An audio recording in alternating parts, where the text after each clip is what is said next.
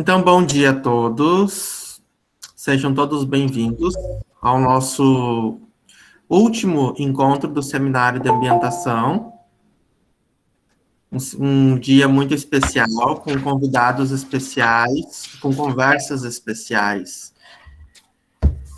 Gostaria de agradecer a disponibilidade do professor Leonardo em mediar esse momento e a disponibilidade do Daniel em compartilhar seus conhecimentos, as suas ideias conosco, é muito importante. Espero que todos nós aproveitemos essas ricas experiências desse momento, dessa manhã. Professor Leonardo. Bom dia a todas e a todos, bom dia a todas as pessoas presentes. Estou aqui mais uma vez na Semana de Ambientação, né? Como vocês sabem, estou professor de Sociologia, serei professor de vocês no próximo ano letivo. Nós vamos discutir questões sobre a vida na unidade curricular, né, de Sociologia. Antes de passar a palavra para o nosso convidado especial, que é o Daniel, eu queria explicar algumas coisas, né, falar algumas coisas também, falar um pouco do RAS, né, parece como uma sigla, como surgiu a ideia, e talvez quais são os meus desejos para a rede e a proposta dos objetivos dela, né? A rede de apoio socioemocional, ela surgiu principalmente, mas eu acho que ela hoje está independente disso, ela vai continuar independente se chegar esse profissional, né? Mas ela surgiu com a falta do profissional de psicologia no Campo Santana do Ipanema, né? Como eu discuti com vocês na ambientação sobre a coordenação do apoio acadêmico, né? O IFAL ele tem um modelo de educação que ele é socialmente referenciado, e dentro da coordenação do apoio acadêmico, a gente tem nutricionistas, enfermeiros e também deveríamos ter a função do psicólogo, que não está sendo exercida no campus desde dezembro de 2019, acho que novembro de 2019. Eu cheguei em janeiro, né, de 2020. E aí, pensando nisso, numa tarde, num domingo, almoçando na casa do Odair, se lembra, Oda? E a gente conversando sobre as diversas questões emocionais e psíquicas, surgiu a ideia da gente fazer um acolhimento de escuta, e aí a gente vai discutir um pouco o que seria escuta com o nosso convidado de hoje, o Daniel, né? Um acolhimento de escuta emocional e psicológica dos alunos e das alunas do IFAL Santana do Ipanema. Eu tenho uma formação em psicanálise, né? Inclusive, alguém já ouviu a palavra psicanálise? A gente vai discutir um pouco o que é psicanálise, eu acho que com o nosso convidado, e a gente pode, se alguém tiver algumas dúvidas, né? Inclusive, foi assim que as nossas trajetórias se cruzaram, a minha e do Daniel. A gente estudou e estuda na mesma escola, não sei nem como falar, né? A gente participa de grupos de estudos em conjunto, inclusive a gente tem também uma trajetória muito em comum, eu diria, né? Apesar nós dois temos uma trajetória de pesquisador dentro da Universidade de São Paulo, nós dois pesquisamos religião em algum momento, eu dentro da antropologia da religião e o Daniel dentro da filosofia, né? Mas, pois bem, já tô fugindo do assunto. A gente estava ali nesse domingo e pensamos então na criação da rede de apoio, aproveitando um pouco a minha trajetória e minha experiência dentro desse campo de estudos, e aí eu gostaria de defender aqui um campo ético, e já vou explicar um pouco o que é isso, que é a psicanálise. Né? E aí a pergunta que estava fundamental para mim, eu que já fui psicanalista, já atendi em consultório, no breve, e pensando, né, o que é ser e exercer uma função de psicanalista em instituições, como produzir uma rede, né? Essa era a pergunta no momento minha e do Odair. No primeiro momento a gente pensou nós mesmos fazer o acolhimento, se lembra, Odair? Nós mesmos fazer encontros coletivos com vocês, depois tive barreiras, né, pensar em barreiras éticas, porque todos vocês serão os meus alunos, todos os alunos do IFAL em algum momento serão meus alunos, então eu não poderia fazer esse tipo de acolhimento. E aí, então, surgiu a ideia de buscar colegas, amigos que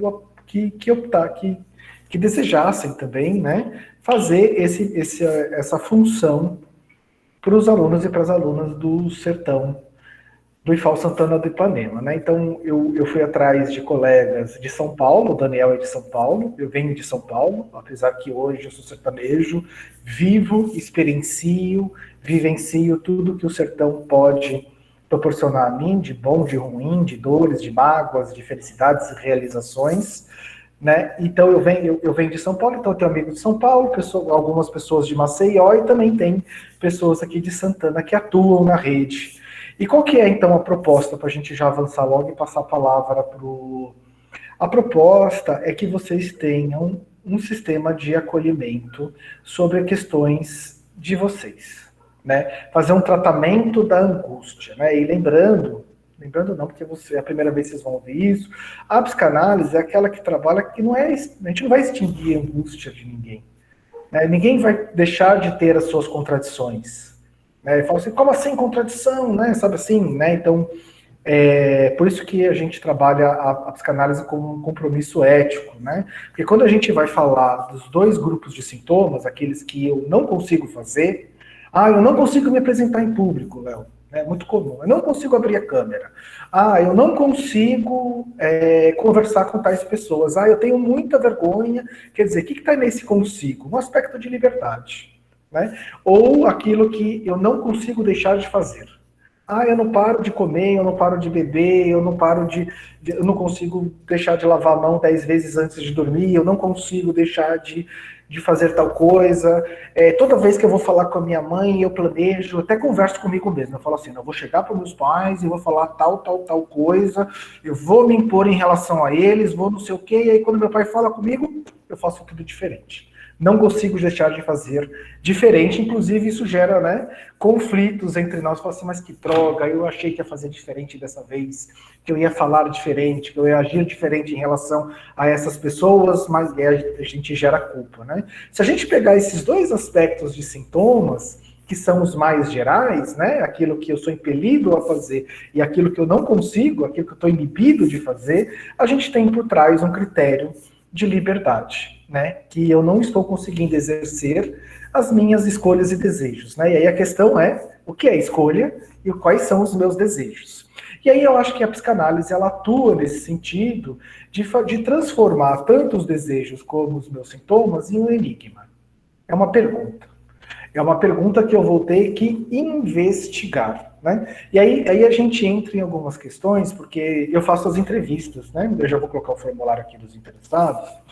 Mas, eu queria ser atendido pelo RAS, eu tenho algumas questões familiares, eu tenho algumas questões de aprendizado, eu tenho algumas questões de inibição, eu sou muito tímido e eu queria participar, né? É importante entender, né, que a gente entra para a rede de apoio e vai passar por esse processo de acolhimento para desvendar esses enigmas, né? Sem essa atitude, sem essa coragem, e aí é preciso ressaltar o tamanho da coragem que é fazer uma análise, fazer uma sessão porque a gente não quer saber dessas coisas. As sessões elas têm como esse objetivo investigar esses enigmas. E aí é muito comum nas entrevistas eu falar assim, mas Léo, o que eu vou falar? Eu tenho que falar sobre mim? Eu tenho que falar só coisas do IFAL, né? E aí a minha resposta é muito direta, assim, você tem que falar tudo aquilo que você quiser dizer. Mas claro, né, aquilo que você tá querendo dizer, ele tem esse fundo e esse objetivo de investigar esses enigmas, meus sintomas, minhas inibições, né? Porque também já aconteceu, inclusive já aconteceu com o Daniel, que a pessoa passa pela entrevista, ela fala, responde o formulário, né? Você vai ver que o formulário tem algumas perguntas sobre as questões emocionais e chega na hora da sessão e fala assim, não, mas está tudo bem, né? Assim, vim aqui porque acho que é bom conversar durante a pandemia. E aí é bom a gente ressaltar aqui que essas sessões são sessões individuais que você vai encontrar lá ali um profissional, uma pessoa que vai ali te acolher e te escutar, para que a gente enfrente os nossos próprios conflitos, por mais duro que eles sejam, né? E mesmo as pessoas que têm uma trajetória de análise, às vezes, já longa e complexa, como o Daniel, né? E aí a psicanálise, ela é interessante porque todo psicanalista, ele passou por esse processo de anos, de indas e vindas, né, de interrupções e retornos, né?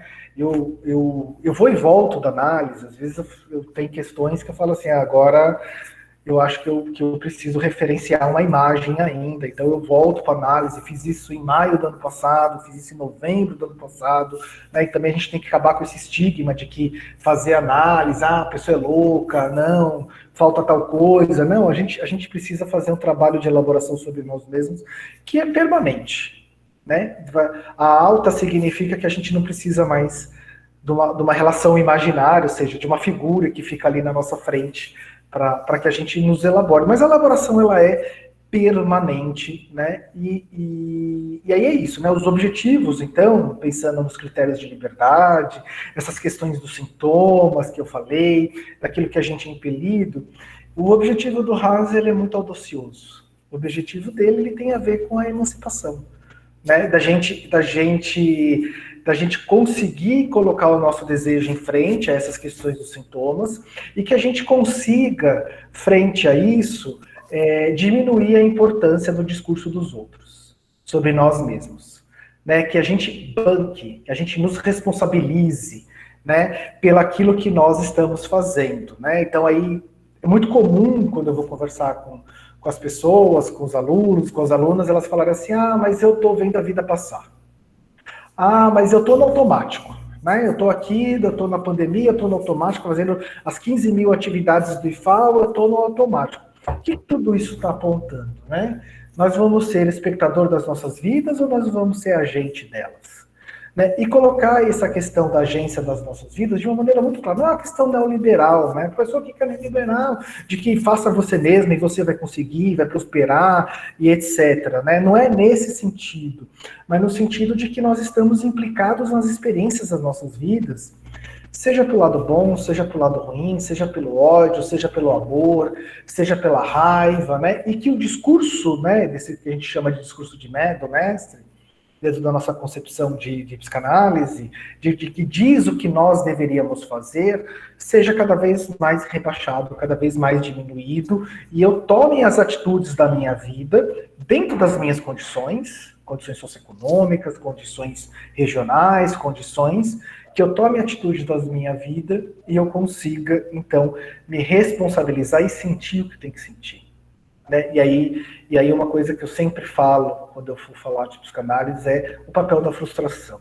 Às vezes a gente acha que felicidade é não ter frustrações na vida, mas a frustração talvez seja os aspectos mais importantes. E falar de fracasso, né? Por isso que aqui não é nenhum tipo de coach ou neoliberal, né? E aí eu costumo falar assim, quantos de nós temos orgulho dos nossos fracassos? Quando você fala assim, eu tentei tal coisa, não deu certo, fracassei, e olhar para trás e ver a riqueza da experiência e falar assim, valeu a pena, é porque talvez você esteja indicativo do caminho, seu caminho que você está seguindo está certo. Né? Porque o fracasso faz parte da vida. Eu fracassei, eu estava naquele fracasso, eu tentei, eu aprendi, do ponto de vista objetivo, numérico, quantitativo, neoliberal, econômico, talvez o resultado seja pífio. Mas em termos de riqueza da experiência, de aprendizado que nós tiramos, foi importante. E eu tenho orgulho de ter passado por alguns fracassos na minha vida. Então, quando a gente está pensando nesse sentido, a gente olha para trás e tem noção dessas experiências, significa que a gente está no caminho certo. Certo? Então, daqui a pouquinho eu vou colocar o link aqui das inscrições para o Rede de Apoio Socioemocional. Ao contrário de outros programas de FAO, esse é totalmente voluntário.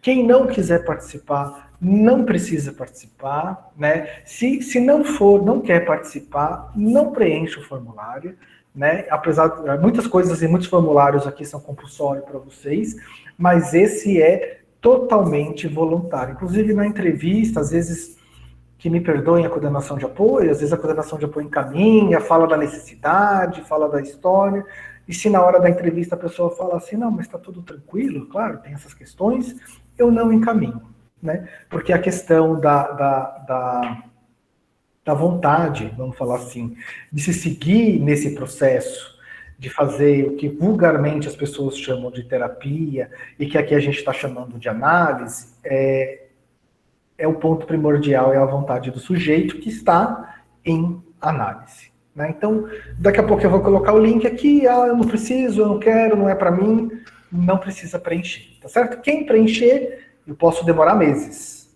mas eu prometo que eu não vou deixar de entrar em contato com todas e todas as pessoas que tiverem nessa lista. Tá certo? Eu vou deixar que o Daniel se apresente, apesar que eu já falei que nós temos coisas em comum, né, Daniel? Falei aqui os meus 15 minutos, na verdade 16. Estourei um minutinho, mas eu vou passar a palavra para você e a palavra é toda sua. Pode seguir a argumentação da forma que você mais desejar e que você esteja, assim como nós, eu estou, implicado naquilo que está fazendo. Certamente, estou muito implicado aqui com vocês e muito feliz de poder ter essa troca, né? Tenho a felicidade de encontrar aí mais ou menos uma vez por mês o Odair e o Léo, que a gente faz uma reunião para discutir aspectos gerais, né, da rede de apoio, e tem sido muito legal. Então, eu já estou nesse lugar de escutador, né, de analista para algumas pessoas aqui do IFAL, e também tem sido uma relação muito rica, né, tanto para mim, quanto tomar liberdade já de falar analisantes, porque é assim que eu os vejo. Então, estou muito feliz por estar aqui, né, com vocês. Primeiro, quero, então, me unir aí com esses eventos e dizer boas-vindas aos ingressantes. Eu, há muito tempo atrás, e aí já falando de mim, né, me apresentando, e vou me apresentar mais pela minha história do que pelo meu currículo, e aí acho que meu currículo se espalha aí na minha história, né? Mas lá pelos 15 anos, 13 anos, 14 anos, eu mudei de um interior de São Paulo, de uma cidade de 17 mil habitantes. Eu fiquei sabendo que é menor do que Santana, Parnaíba, né? Aí tem 20 mil, né? Santana do Ipanema. Santana do Parnaíba fica em São Paulo. Santana do Ipanema tem quanto? Uns 45 mil. Então, eu sou de uma cidade de 20 mil habitantes, 20 mil hoje, porque antes tinha 17, quando eu nasci lá. E aí mudei para uma cidade, Manaus, com 13 anos, e aos 15, eu ingressei numa escola que era técnico profissionalizante, de período integral. A gente entrava às 7, saía às 4, né? Durante 3 anos eu fiz isso lá, fiz técnico em informática, sou, então, programador júnior lá, né? Me formei programador júnior, trabalhei como programador, programei em COBOL, Clipper, C++, eu acho que não existe mais, agora é Python, sei lá, essas novas linguagens. Mas passei por essa fase e eu lembro que as minhas experiências de trabalho em grupo nunca mais tive de forma tão intensa quanto foram os meus anos de ginásio, de colégio. Não foram uma nem duas vezes que eu varei madrugadas programando, escrevendo códigos e outras matérias também. Tinha laboratório de física, a gente tinha que fazer trabalhos de laboratoriais e tinha que né, tabelar. E a gente passava noites fazendo isso, e depois nunca mais fiz, nem na faculdade, nem em outros lugares fiz isso em grupo. Então, assim, eu acho que, olhando um pouco para a minha experiência, e obviamente cada um tem a sua, mas é um momento aí dos 15 aos 19, né, tão formador, tão transformador. A gente entra, talvez pela primeira vez, numa experiência de trabalho em grupo, de, né, encontrar um pouco o seu lugar dentro de um campo social um pouco mais estruturado, que não é só a família, que não é, né, os trabalhinhos da escola, você tem que produzir algo, e aí vem uma carga de produção no sentido, assim, já materializado nos sonhos profissionais, né? Como que eu vou um dia ganhar dinheiro com isso? E porque já vem com 15 anos uma carga de que você é um profissional, né, da agropecuária, da informática, da administração, e aí desde os 15 anos você vai, então, tendo esse tipo de pressão para se fazer profissional. Então, esse rótulo do colégio técnico profissionalizante tem seus méritos, porque te joga num ambiente de formação, de colaboração muito intensa, mas, ao mesmo tempo, eu acho que também te bota diante de uma pressão que, se não for bem cuidada do ponto de vista do ser humano integral, tem potência de ser muito maligno para o ser humano, para a formação humanística, vamos dizer assim, para a formação integral. Por isso que eu louvo, assim, a coordenação pedagógica, né, Odair, de compreender o aluno dentro desse aspecto não somente profissionalizante, que eu acho que é um rótulo muito pesado. De fato, eu acho que traz benefícios, e eu sou muito fã dos colégios técnicos, porque do outro lado, o colégio formador para vestibular também é terrível. Então, aqui em São Paulo, a gente tem essa experiência de ter colégios assim que especializaram em formação de alunos para vestibular, que também, né, adoece muito.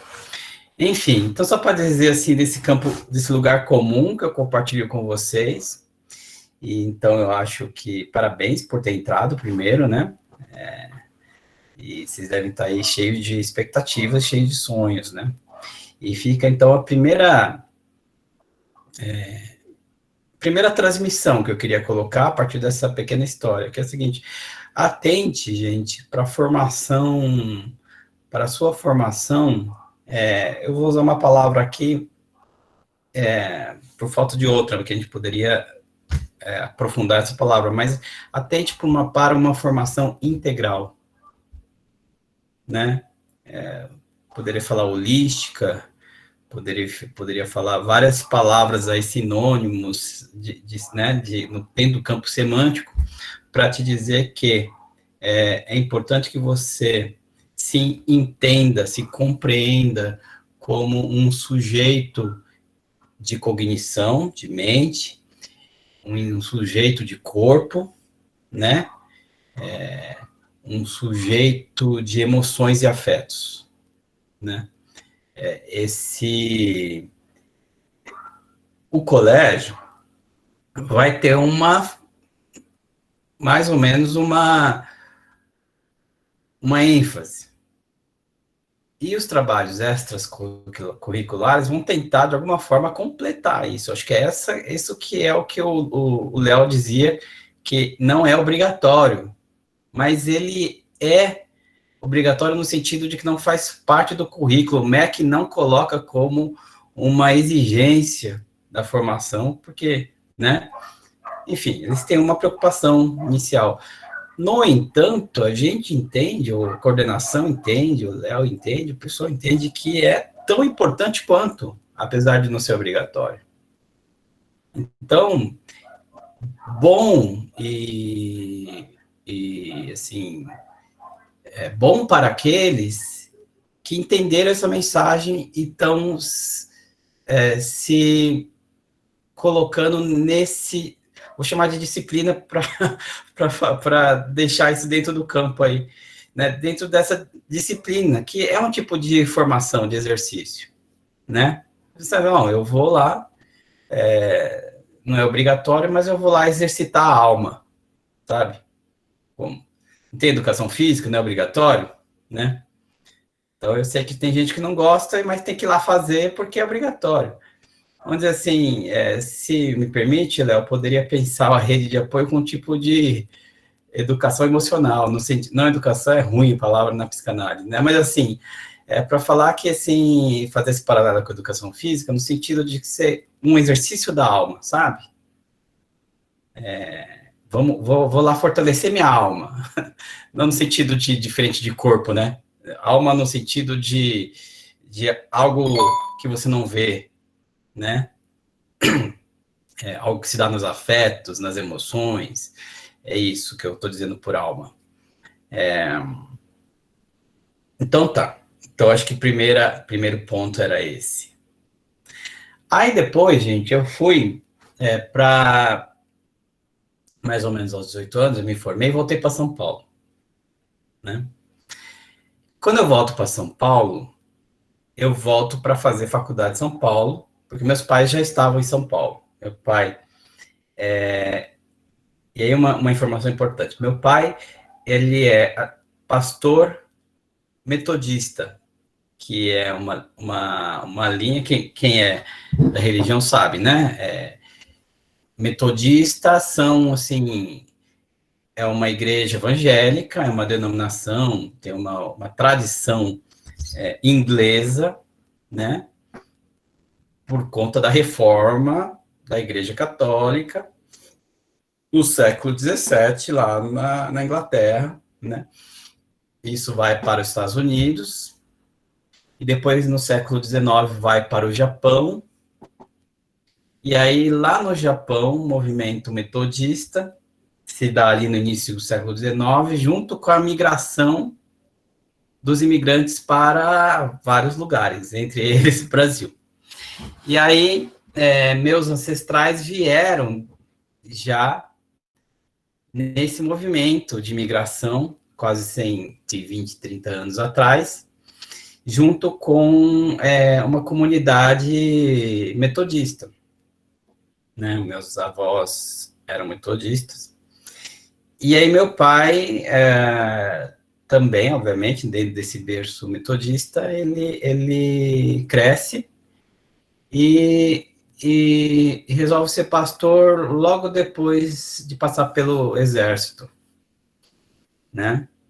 E eu, aos 18 anos, sem saber o que fazer, com o curso de técnico profissionalizante em programação na minha mão, e tendo passado 6 meses na Moto Honda programando COBOL, e eu falei assim, não, eu não quero muito isso, não. E eu não sabia o que eu queria, na verdade. E aí, em determinado momento, eu falei assim, e aí hoje eu entendo, eu falei assim, na verdade eu quero... E aí, os ideais muito humanos, eu falei assim, eu quero ajudar as pessoas, eu quero... eu quero que elas sejam felizes, que sejamos uma comunidade única, né, de iguais, e a igreja me parecia, naquele momento, um caminho para realizar isso, porque sempre foi o discurso do meu pai, e eu, muito admirador do meu pai, achava, então, que eu ia ser feliz seguindo o caminho do que ele seguiu, né, ou realizando o que ele seguiu, que ele estava realizando, e hoje eu entendo tentando realizar aquilo que ele não estava conseguindo realizar, né? Mas essa última frase, tentando realizar o que ele não conseguia realizar, isso eu só descobri recentemente, viu? Eu tenho 45, eu só descobri depois dos 40. Para vocês entenderem um pouco o que é a psicanálise, né, gente? Assim, a psicanálise é essa descoberta difícil de quem nós somos. E o Léo falou uma palavra, chama emancipação. Isso significa o seguinte, gente, que muitas vezes nas nossas decisões e desejos, a gente acha que a gente está decidindo algo pela gente, mas a gente está alienado de nós mesmos. No sentido de que a gente está entregando um desejo nosso para o outro, só que assim, não é uma entrega consciente, sabe? Não é uma entrega que a gente fala assim, vou entregar mesmo, sabe? Assim, é uma entrega que a gente não sabe, igual eu falei assim, por que eu, aos 18 anos, e aí, né, a informação, eu eu não entrei exatamente na teologia aos 18 anos, porque meu pai me obrigou a fazer a faculdade de administração. E eu fui. Mas eu quis muito ir para teologia, ser missionário, ser pastor aos 18 anos, né? E o meu pai falou assim, não, você não vai, não. E eu lá falando assim, mas eu quero, pai, eu quero ser igual a você. Meu pai falou assim, não, você não vai. É importante você ter uma formação, mas ele falou assim, é importante você ter uma formação intelectual mais consistente. Essa foi o que ele me falou na época. Então, eu estava falando da alienação. Então, acho que é isso, gente. Assim, ó, a análise, eu falei que isso eu fiz aos 18 anos, e depois, de fato, só para vocês entenderem minha história, eu realmente fui para teologia depois da administração, aos 28, e aí eu fui para teologia, fiz teologia academicamente falando, fiz mestrado em teologia e exerci o pastorado na igreja metodista, né? Ou seja, dos 28 aos 40, eu fui teólogo pastor, né? Obviamente, nesse meio tempo, eu também me interessei muito por filosofia e fui fazer filosofia, e lá pelos 30 fui fazer filosofia, desde o bacharel, e aí me apaixonei e fui até o final da formação do filósofo, que é o doutorado em filosofia. Então, esse foi um pouco o meu caminho, e nos últimos anos da filosofia, que foi 2019, 18, na época da defesa da tese, eu comecei a fazer um curso de formação em psicanálise. Então, sou psicanalista, hoje atendo, sou clínico, e ao mesmo tempo teórico da filosofia, e teórico de uma filosofia específica hoje, que eu diria que é a filosofia da psicanálise, né? Então, é um pouco isso que eu faço. E agora, essa minha história, um pouco, eu acho que espero que eu esteja passando um conteúdo, ao mesmo tempo que falo de mim, né?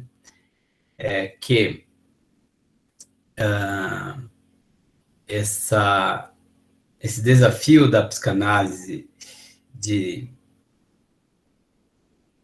promover o encontro entre um sujeito com o seu desejo, e aí que isso não é óbvio, porque já tem um paradoxo aí complicadíssimo, porque é o seguinte, né, gente? Fala assim, bom, o encontro do sujeito com o seu desejo, mas não deveria ser idêntico, né, o sujeito ao seu desejo? Vocês não pensam assim? Tipo assim, isso é o que eu quero, eu sei o que eu quero, né?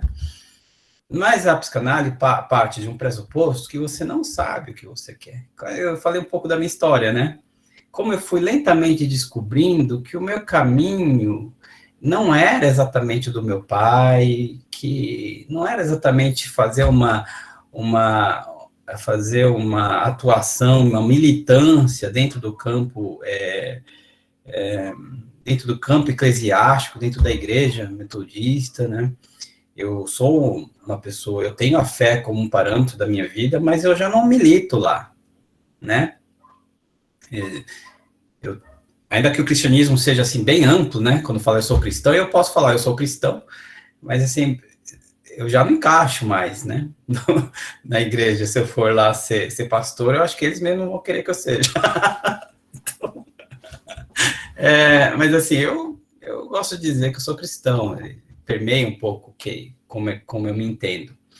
Mas, assim, foi um caminho lento. E eu sinto que se eu tivesse encontrado a psicanálise antes, seria um caminho melhor construído, né?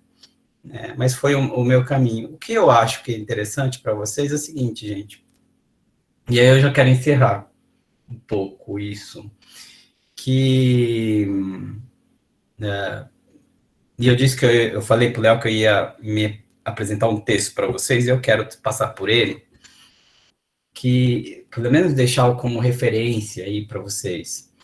Se vocês foram na internet e colocarem assim, escutatória, né, no Google, e botam o nome do autor, que chama Rubem Alves, virão várias referências, vocês podem entrar em várias, porque o texto do Rubem Alves é um texto pequeniníssimo, e assim, mas de um conteúdo de tudo que um pouco eu estou tentando falar aqui, o Léo também já falou. Por que escutatória? Eu deixo essa referência para vocês, e vocês podem ler e guardar esse texto com vocês aí, porque ele é muito especial. O Rubem Alves, ele é uma psicanalista, também é filósofo, e foi pastor presbiteriano. Assim, eu falei isso só para dizer assim que tem um campo comum de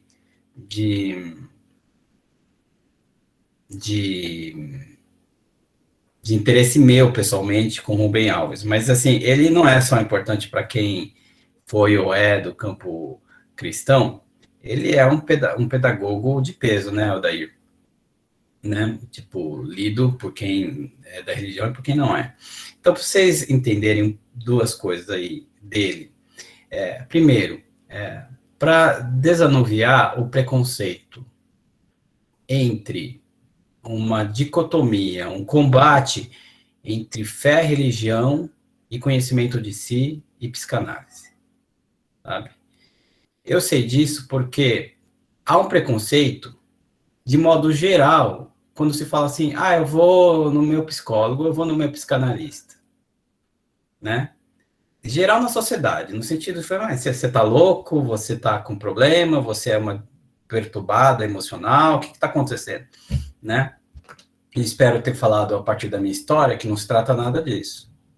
Se trata de promover um encontro de você mesma com o seu desejo, né? Isso, você não precisa estar surtando, né? Você não precisa estar num quadro psicológico, assim, psiquiátrico, diria, no sentido, né, de muita dor, muito remédio para poder procurar. Na verdade, talvez poderia pensar que a análise é um lugar de escuta. E é um tipo de promoção, se a gente pudesse transformar a análise em curso, coisa que é só uma brincadeira, obviamente não é um curso, mas não seria um curso de oratória, mas de escutatória. E aí eu acho interessante porque muitas pessoas, como o Léo fala, vai para a psicanálise tentando falar assim, eu tenho timidez, eu queria falar melhor em público. Né? Tem uma inibição, e eu preciso... Ok, isso em algum momento vai ser, de alguma forma, vai melhorar, eu acho, num processo analítico. Mas não se trata disso, né? O que se trata na psicanálise é de escutar, ser escutado, mas principalmente escutar a si mesmo, no sentido de fazer um recolhimento das vozes interiores, das demandas que vêm, né, do outro, do olhar do outro, de quem você se imagina no olhar do outro, e aí isso só vem quando você para e se escuta um pouco. A oratória não se preocupa com isso. A oratória vai fazer exatamente o contrário. Ele vai te focar no olhar do outro, né? Até estava brincando com uma pessoa recentemente, quando ela falou assim, eu já sei qual é o problema. Quando eu falo em público, eu fico nervosa, porque eu fico preocupado com o outro. Então, a partir de agora, quando eu for falar na frente dos outros, eu não vou me preocupar com os outros, eu vou ter essa consciência de que o olhar do outro não me define. Aí eu disse, legal, é mais ou menos isso, mas como é que você vai fazer na hora?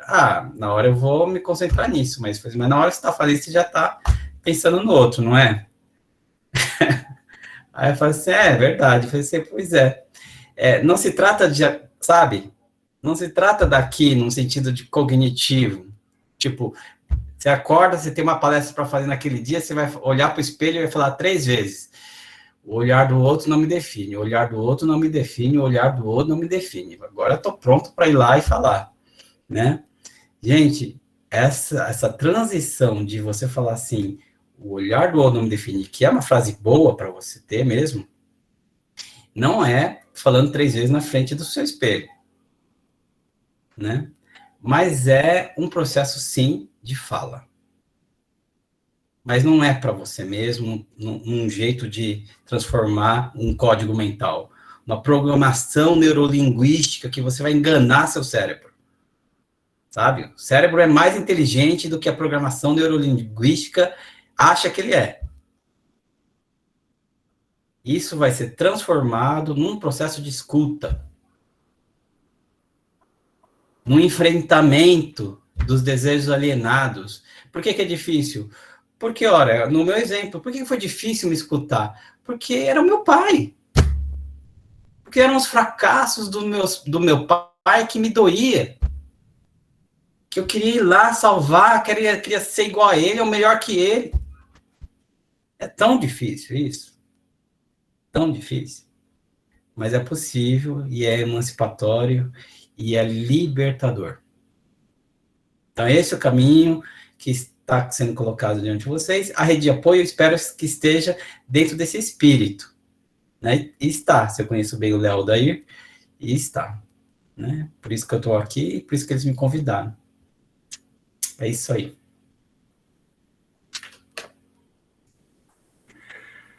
Bom, a gente precisa escutar também, né? Se alguém quiser falar alguma coisa, um comentário, escrever no chat, o espaço está aberto, né? E eu vou colocar aqui o formulário nesse momento, né? Lembrando que isso é uma atividade fundamental para a formação humana integral de todos nós, todas nós, mas não é, no estrito termo institucional, obrigatório, né? E é importante ressaltar que a vontade de estar, ela é importante, né?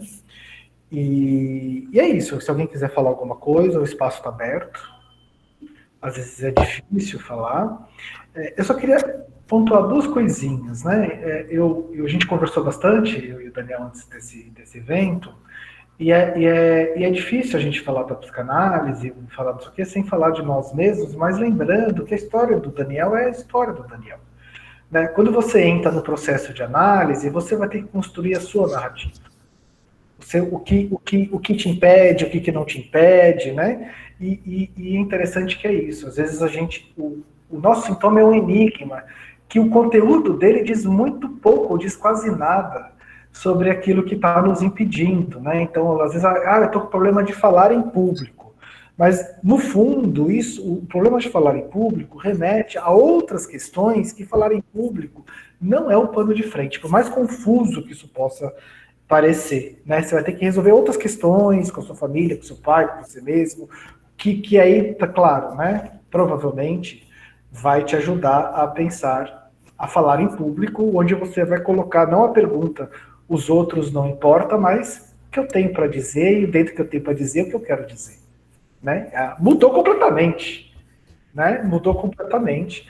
E aí seria mais ou menos por aí. Mas enfim, falo demais.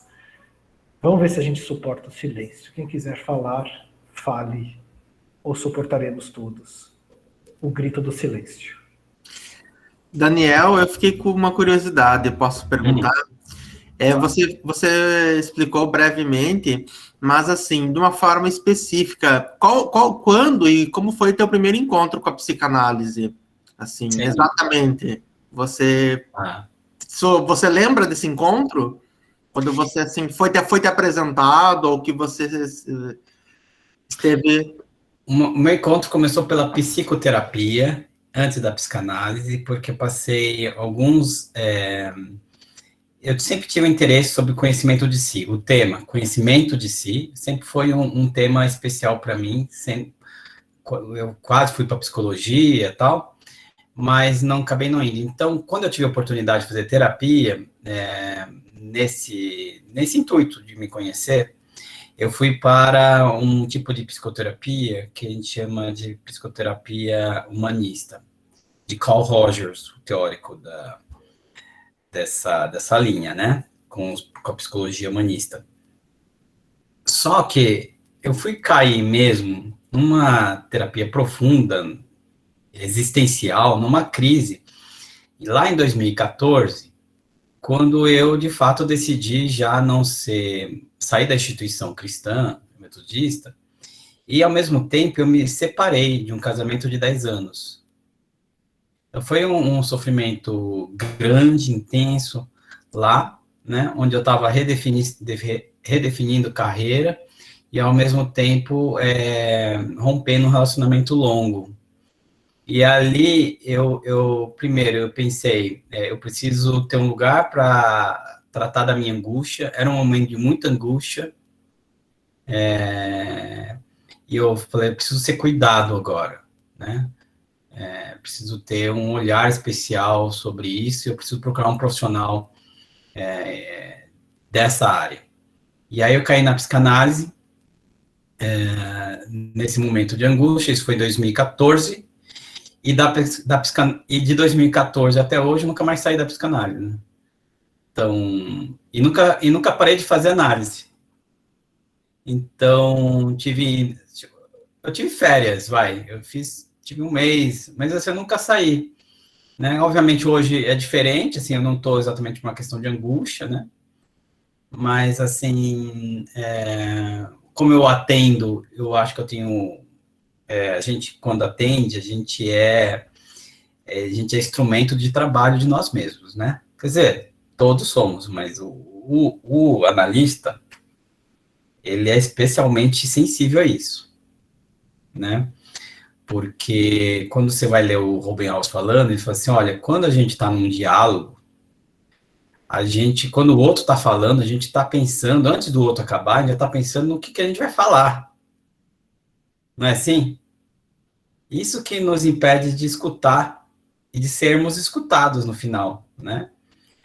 O analista é aquele que é treinado, de uma certa forma, e treinado, quando eu digo, não é treinado no sentido amplo, né? Sim, formação, muita análise. É treinado a não fazer isso, né? Ele fez uma escutatória intensa de anos. Tipo, se existe um curso... Então, é isso, assim. Então, eu estou desde 2014 nessa formação de escutatória, né? Acho que é importante dizer aí que a gente não sabe a verdade subjetiva do outro, viu? O analista não tem bola de cristal da interioridade humana, né? Tem gente que acha que tem, né? Outro dia, num atendimento, eu só perguntei por que você está falando isso, a pessoa respondeu, porque eu acho que é importante para você saber, né? Porque aí você me analisa melhor. Eu falei assim, não, mas quem é analisante é você. Você se analisa. Eu não sei a verdade da sua subjetividade. Eu sei muita coisa, e para estar aqui como analista, eu preciso saber muitas coisas, né? Eu preciso saber muitas coisas para saber que eu não tenho sabedoria sobre a sua interioridade. Isso custa. Então, é um pouco isso, estendi um pouco a resposta, mas é lá em 2014, mas antes disso, diria. Antes de ir para a pergunta no chat, eu achei muito legal, bacana, há uma palavra que você utilizou, que é cuidado, e talvez seja a palavra central de toda essa conversa, né? Que é você se perceber que você precisa de um cuidado, né? Então, talvez as coisas comecem por aí, né? Não sei. Se a gente colocar... Sim. Várias palavras podem ser impostas numa matriz, mas me parece que a palavra cuidado, ela é uma das palavras centrais. Né? Sim. A percepção e o olhar para si mesmo, pensando que todos precisamos de cuidado. Né? Ter essa dimensão. E parece fácil, simples, mas é uma dimensão muito difícil, né? Você perceber e entender que você precisa de cuidado, eu preciso, todos nós precisamos de cuidado. Porque no caso do cuidado do aspecto emocional, quando é físico, a coisa é muito evidente, né? Você quebra o pé, você não consegue ficar lá na sua casa esperando o pé se curar, né? Você tem que ir para o hospital para alguém te enfaixar, né?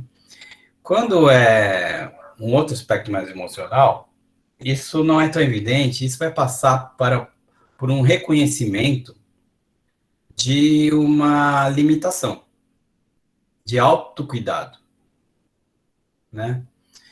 E aí que eu acho que muita gente se limita, né? Porque fica num plano muito de autoajuda, né? Eu estou usando o termo autoajuda mesmo para fazer oposição a livros de autoajuda, abordagens tipo coach. Não queria falar mal de coach, mas já falando. Mas assim, porque tem seu lugar às vezes, sabe, essas coisas, mas tem que ser por um breve momento, rapidinho e você sai. Mas o cuidado de si parte de um momento de reconhecimento de um certo fracasso, de limitação. E que, assim, a gente no mundo como a gente está hoje, né, Odair, a gente tem que fugir de se sentir autolimitado, de se sentir fracassado, porque isso é limitador da potência, isso que nos passam diariamente, e é isso que dificulta o caminho de formação humana, sabe? Isso não é evidente, isso é sutil, né? Isso vai nos formando sem a gente saber, igual sapo na panela, né? Sendo cozinhado, isso vai, quando a gente se vê, a gente está ali se achando, vou usar uma palavra pesada, a gente está ali arrogante, se achando muito, mas a gente precisa de ajuda, precisa ser cuidado, né? Precisa se cuidar, porque a gente, é isso, verdade, cuidado é chave nesse compreensão. Infelizmente, eu vou precisar sair, porque eu tenho uma reunião de gestão agora, mas eu vou deixar a palavra com o Leonardo, o Warlisson e o Barna Gleison, que conduzirão aí a sequência do debate. E desde já eu agradeço, Daniel, a tua disponibilidade, a fala, e sempre dizendo assim que é um prazer sempre te ouvir. Encontrar com você sempre é muito prazeroso e te ouvir é muito prazeroso. E eu sou muito grato por ter, via Leonardo, ter conhecido. Digo mesmo, daí sempre muito bom te encontrar. Valeu, Odair. Daniel,